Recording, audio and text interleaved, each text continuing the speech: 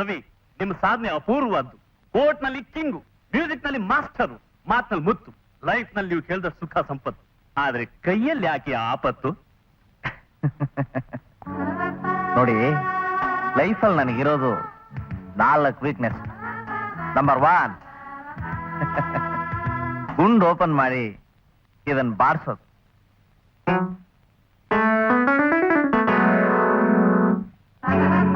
ನ್ಯಾಯಕ್ಕೆ ತಗಲಿರೋ ಗುಂಡನ್ನ ತೆಗೆಯೋದು. ಅನ್ಯಾಯನ ಅದೇ ಗುಂಡಲ್ ಹೊಡೆದು ಸಾಯಿಸೋದು. 4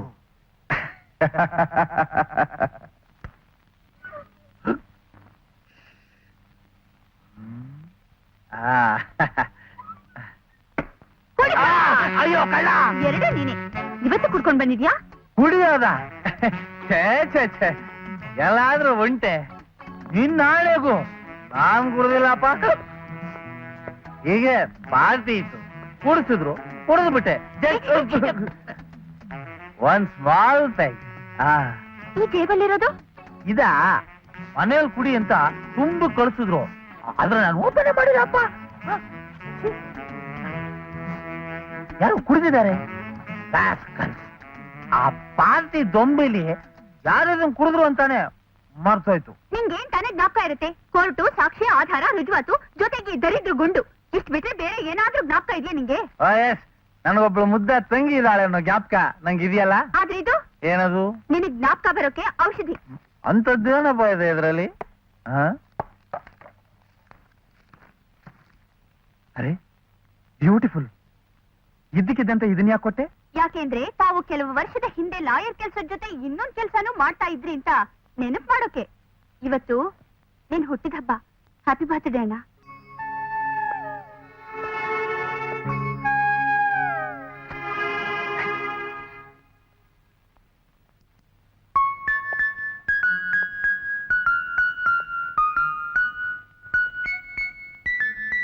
ಅಣ್ಣ, ನಿನಗಿದನ್ನು ಕೊಟ್ಟಿದ್ದು ನೀನು ರಾಗ ಬಾರಿಸಿ ದುಃಖ ಪಡೋಕಲ್ಲ, ಸಂತೋಷ ಪಡೋಕೆ. ದುಃಖ ಬೆನ್ನು ಗಂಟ್ಕೊಂಡು ಸ್ನೇಹಿತ ಇದ್ದಾಗೆ ಬೆನ್ನಿಂದ ಇರುತ್ತೆ, ಇಲ್ಲ ಹೃದಯನ ಹಿಂಡುತ್ತೆ.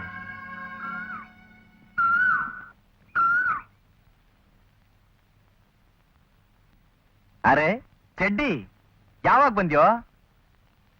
ಎಲ್ಲ ಇವನ ಯಾವಾಗ್ಲೂ ಚಟ ಚಟ ಅಂತ ಮಾತಾಡೋನು ಇವತ್ತು ತಟವಟ ಅಂದ ಕೂತಿದಾನಲ್ಲಪ್ಪ. ಯಾಕೋ, ಏನಾದ್ರೂ ವರಿನಾ? ನೀನ್ ನನ್ ಗುರುನಾ? ಎಲ್ಲ ಇವನ ನಿನಗೆ ಯಾಕೋ ಬಂತು ಇಷ್ಟು ದಿವಸ ಆದ್ಮೇಲೆ ಈ ಡೌಟು? ಕಂಡೋರ್ ಪಾಲಾದ್ಮೇಲೆ ನಮ್ ಸ್ಲಮ್ಮಿನ ಕೇಳ್ತು. ಏನೋ ನೀನ್ ಹೇಳೋ ಹೋಗ್ಬಿಟ್ಟು, ಸ್ವಲ್ಪ ಬಿಡಿಸ್ ಹೇಳ್ಬಾರ್ದೇನೋ ಚೋಟು? ಏನ್ ಪ್ರಯೋಜನ? ಇಟ್ಕೊಂಡೋದ್ಮೇಲೆ ಕಣ್ಣಂಬಾಡಿ ಗೇಟು. ಯಾರ್ಗ ಹಾಕಿದ್ರೇನ್ ಬಡವ್ರು ಓಟು? ಸಿಗೋದು ಅದೇ ಅಲ್ವೇ, ಹಳೆ ಗೋಣಿ ತಾಟು. ಓಹೋ, ಈಗೇನಾಯ್ತು ಮೋಟು? ಹೇಳ್ಬಾರ್ದೇನೋ ಹಠ ಬಿಟ್ಟು? ಆಗೋದೇನಿದೆ, ಎಲ್ಲ ಲೇಟು. ನಿನ್ನೆ ರಾತ್ರಿ ಆ ರೌಡಿ ಭದ್ರ ಹಾಕಿದ್ ಬೆಂಕಿಗೆ ನಮ್ ಗುಡ್ಸೆಲ್ಲ ಉರ್ದು ತುಂಬಿಕೊಂಡಿದ್ದೆ ಬರೀ ಹೋಗಿ ಘಾಟು. ಕೊಟ್ಟಿದ್ದಕ್ ನಾನ್ ಕಂಪ್ಲೇಂಟು. ಪೊಲೀಸ್ ದೊಡ್ಡನ ಆ ಭದ್ರನ್ನ ಅರೆಸ್ಟ್ ಮಾಡ್ದ ಬಿಡದೆ ಪಟ್ಟು. ಆದ್ರೆ ಆ ಭದ್ರನ್ ಚಮಚಗಳು ಈಗ ಹಿಡಿದಾರೆ ನಮ್ ಜನರ ಜುಟ್ಟು. ಯಾರಾದ್ರೂ ಕೋರ್ಟಲ್ಲಿ ಸಾಕ್ಷಿ ಹೇಳಿದ್ರೆ ರಿಪೇರಿ ಮಾಡ್ತಾರಂತೆ ನಮ್ ಬೋಲ್ಟು ನಟ್ಟು. ಏನೇ ಕೈ ಬಿಟ್ರೆ ನಮ್ ಕತೆ ಎಡವಟ್ಟು. ಮಾಡ್ತೀನಿ ನಿನಗೋಸ್ಕರ ಫೈಟು. ನೀನು ಸಾಕ್ಷಿಗಳ ಸಂಘ ಕಟ್ಟು, ನಾನು ಅವ್ರಿಗೆ ತೆಗಿಸ್ತೀನಿ ಜೈಲಿನ ಗೇಟು.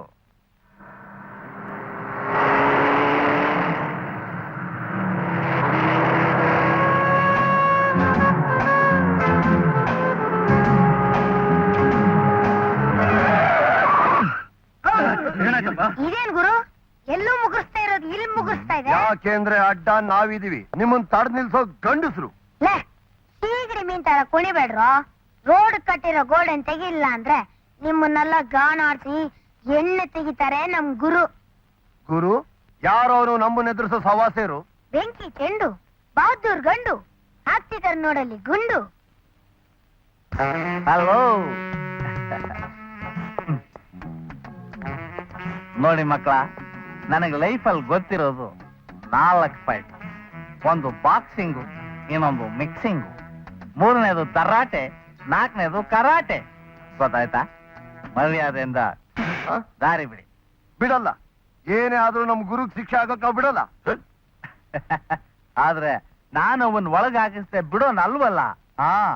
ಗುರು ಚೆನ್ನಾಗಿದೆ ಮಾರ್ಕೆಟ್ ಶೇರು. ಹಾಕು ಗೇರು, ಕುಡ್ದು ಮೋರಿ ನೀರು.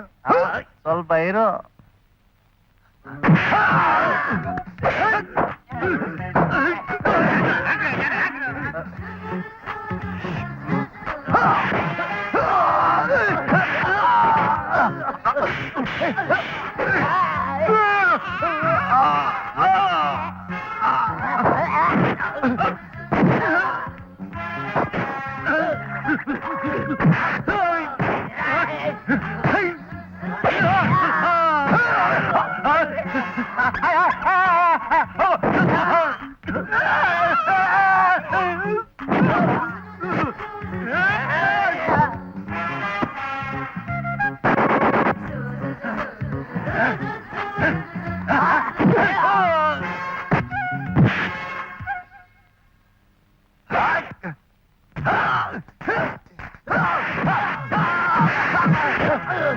ಇದು ಗುಡಿಸ್ತಿಂದ ಗರಿ ತೆಗೆದಿಯಲ್ಲ ಅದಕ್ಕೆ.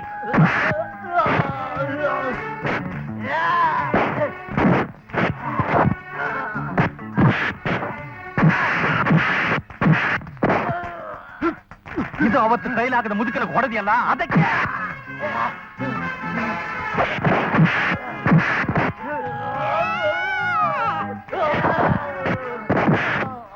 ಇದು ನನ್ನ ದಾರಿಗೆ ಅಡ್ಡ ಬಂದಿದ್ದಕ್ಕೆ.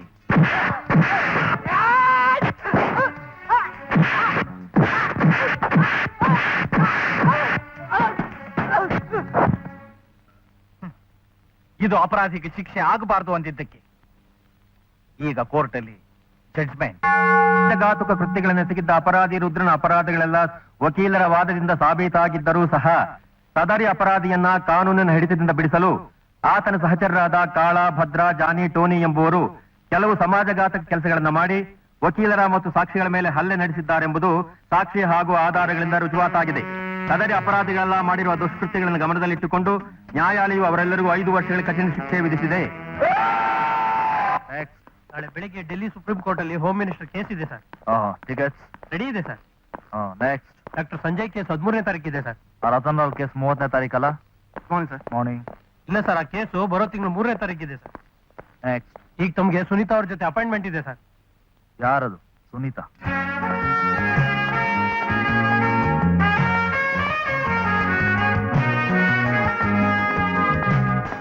ಮಿಸ್ ಸುನೀತಾ, ನನ್ ವಿಚಾರ ಕೇಳೋದಾದ್ರೆ ನಿಜಕ್ಕೂ ನಿಮ್ಮ ಅಣ್ಣನ ಗ್ರಹಚಾರ ಸರಿಯಿಲ್ಲ. ಗ್ರಹಣ ಹಿಡಿದಿರೋ ಈ ಕೇಸು ಸತ್ ಹೆಣಕ್ಕೆ ಬೆಳೆದಿರೋ ಉದ್ದು ಉಗುರಿನ ತರ ಪರ್ಚ್ಕೋಬೇಕೆ ಹೊರತು ನೇಲ್ ಪಾಲಿಶ್ ಹೊಡೆಯೋದ್ರಿಂದ ವ್ಯವಹಾರ ಕುದುರೋದಿಲ್ಲ. I am sorry. ಹಾಗೆ ಹೇಳ್ಬೇಡಿ ಪ್ಲೀಸ್. ದೌರ್ಜನ್ಯ ಸಂಚಲ್ಲಿ ಸಿಕ್ಬಿದ್ದಿರೋ ನಮ್ಮ ಅಣ್ಣನಿಗೆ ಈಗ ನೀವೇ ಸಂಜೀವನಿ ಆಗ್ಬೇಕು. ಸಂಜೀವನಿ ಸಿಗೋದು ಸತ್ಯವಂತರಿಗೆ, ವಿಷ ಕೊಟ್ಟು ಸಾಯಿಸೋ ಸರ್ಪಗಳಿಗಲ್ಲ. ನಮ್ಮಣ್ಣ ನಿರಪರಾಧ ಸರ್. ಅವನಿದುವರೆಗೂ ಯಾರು ಸಾವನ್ನು ಬಯಸ್ತವನಲ್ಲ. Please, I am willing to pay any price you demand. 5 lakhs, 10 lakhs ಈ ಕೇಸ್ ತಗೊಳ್ಳಿ. ನನ್ನ ವ್ಯವಹಾರ ಕುದುರದೇ ಇರುವಂತ ವಿಚಾರ ಮಾತಾಡಿ ನನಗೆ ಅಭ್ಯಾಸ ಇಲ್ಲ. ಮಿಸ್ ಸುನೀತಾ, ನಿಜ ಹಣಕ್ಕೋಸ್ಕರ ಎಷ್ಟೋ ಹೆಣ ಎದ್ದು ಓಡಾಡೋವಾಗ ಮಾಡಿದ್ದೀನಿ. ಆದ್ರೆ ಇದು ಹೆಣದ ಕತೆ ಅಲ್ಲ, ಅಸ್ಥಿ ಪಂಜರದ ಕತೆ. ಈ ಸಂಜೀವ್ನಿನು ಏನೂ ಮಾಡಕ್ಕಾಗಲ್ಲ. ಇವ್ ಮೆಕ್ಕೋ ನಾವು.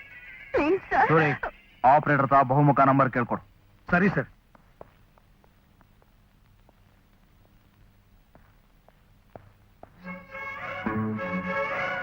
ಸಂಜೀವ್ನಿ ಕೇಳ್ಕೊಂಡು ಬಂದಿದ್ಲು, ಹೇಗ್ ಕೊಡ್ಲಿ? ಅದನ್ನಾಗಲೇ ನಿಮ್ಗೆ ಕೊಟ್ಬಿಟ್ಟಿದ್ದೀನಲ್ಲ.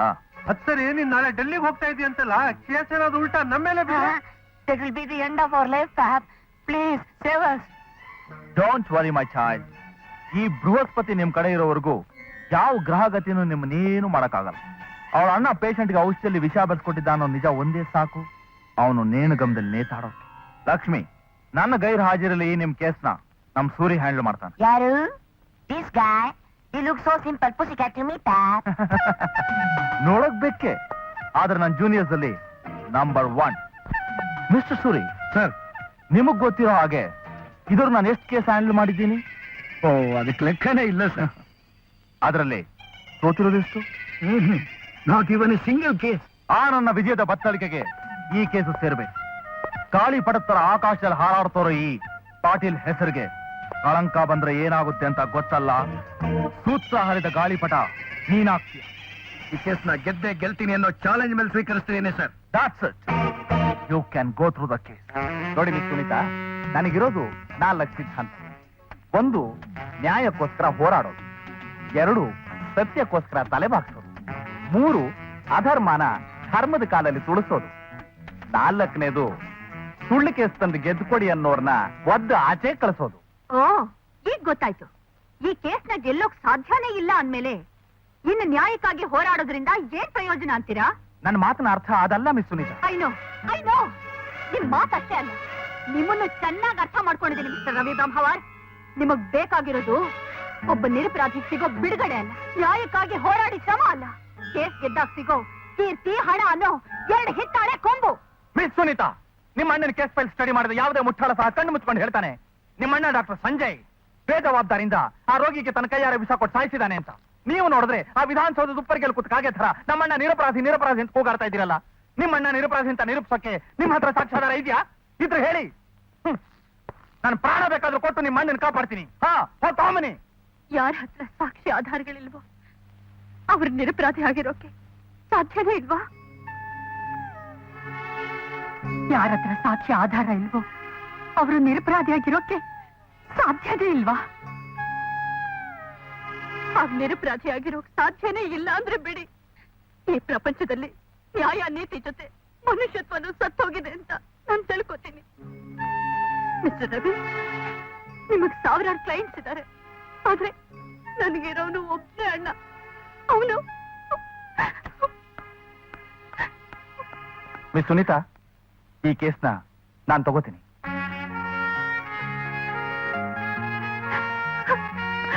Thank you mister Ravi, thank you very much. I am doctor Sanjay. ನಿಮ್ಮನೆಲ್ಲಿಗೆ ನನ್ನ ತಂಗಿ ಕಳಿಸಿದಾಳೆ ಅನ್ಕೋತೀನಿ. ಹೌದು, ನಿಮ್ ಕೇಸಿಗೆ ಸಂಬಂಧಪಟ್ಟ ಎಲ್ಲಾ ಸ್ಟೇಟ್ಮೆಂಟ್ ರಿಪೋರ್ಟ್ನು ಸ್ಟಡಿ ಮಾಡಿದ್ದೀನಿ. ಆದ್ರೂ ನಿಮ್ಮಿಂದಲೇ ಎಲ್ಲಾ ವಿಷಯ ತಿಳ್ಕೊಳ್ಳೋ ಕುತೂಹಲ. If you don't mind. What is it? Mind ಏನ್ ಬಂತು? ನನ್ ಬಚಾವ್ಗೋಸ್ಕರ ನಾನು ಎಕ್ಸ್ಪ್ಲೇನ್ ಮಾಡ್ಬೇಕಾದ್ದು ನನ್ ಕರ್ತವ್ಯ. ಅವತ್ ರಾತ್ರಿ ಮನೇಲಿ ನಾನು ಯಾವ್ದೋ ಟ್ಯಾಬ್ಲೆಟ್ ಹುಡುಕ್ತಾ ಇರುವಾಗ ಆಸ್ಪತ್ರೆಯಿಂದ ಒಂದು ಫೋನ್ ಬಂತು. ಡಾಕ್ಟರ್, 5ನೇ ನಂಬರ್ ವಾರ್ಡ್ ನಲ್ಲಿರೋ ಪೇಷಂಟ್ ಕಂಡೀಷನ್ ತುಂಬಾ ಸೀರಿಯಸ್ ಆಗಿದೆ ಡಾಕ್ಟರ್. ಅವನಿಗೆ ನೆಸಲ್ 500 ಕೊಡಿ. ನೇಸಲ್ 500 ಸಾಕಿಲ್ಲ ಡಾಕ್ಟರ್. ಸರಿ, ನನ್ನ ಹತ್ರ ತಗೊಂಡ್ಬರ್ತೀನಿ ಬಿಡಿ.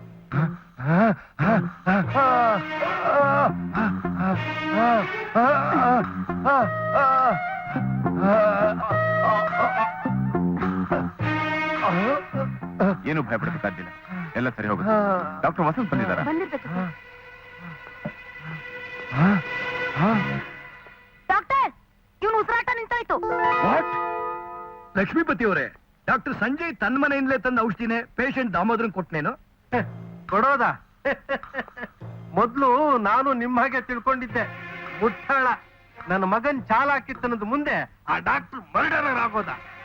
ಹೇಗೆ ಅಂತೀರಾ? ಪೇಷಂಟ್ಗೆ ಡಾಕ್ಟರ್ ಸಂಜಯ್ ಕೊಟ್ಟಿದ್ದು ಔಷಧಿ ಅಲ್ಲ, ನನ್ನ ಮಗ ಅವ್ರ ಕಿಟ್ಟಲ್ಲಿಟ್ಟು ವಿಷ. ಅದನ್ನ ಅವ್ರ ಕಿಟ್ಟಲ್ಲಿಟ್ಟು ಸಿಗಾಕ್ಸುವಂತ ಪ್ರಮೇಯ ಏನಿತ್ತು ಮಿಸ್ಟರ್ ಶಿವು? ಬಿಕಾಸ್ ದಾಮೋದರು ನಮ್ಮ ಬಿಸ್ನೆಸ್ಗೆ ಮುಳ್ಳಾಕಿದ್ದ. ಅದು ಚೂಪು ಮುಳ್ಳು. ಸಿಬಿಐನವರು ನಮ್ ವಿಷಯ ಅವನಿಂದ ಕಕ್ಸೋದಕ್ಕೆ ವೇಟ್ ಮಾಡ್ತಾ ಇದ್ರು. ಅದು ಆನ್ ದ ಹಿಲ್ಸ್ ನೋ. ಆಗ ಅವನ್ ಬಾಯಿಗೆ ಬೀಗ ಹಾಕೋದಕ್ಕೆ ನಮ್ಗಿದ್ದಿದ್ದು ಓನ್ಲಿ 1 ವೇ. ದಿನೇಶ್ ಅವನು ಸತ್ತ ರಾತ್ರಿ. I was there in the hospital.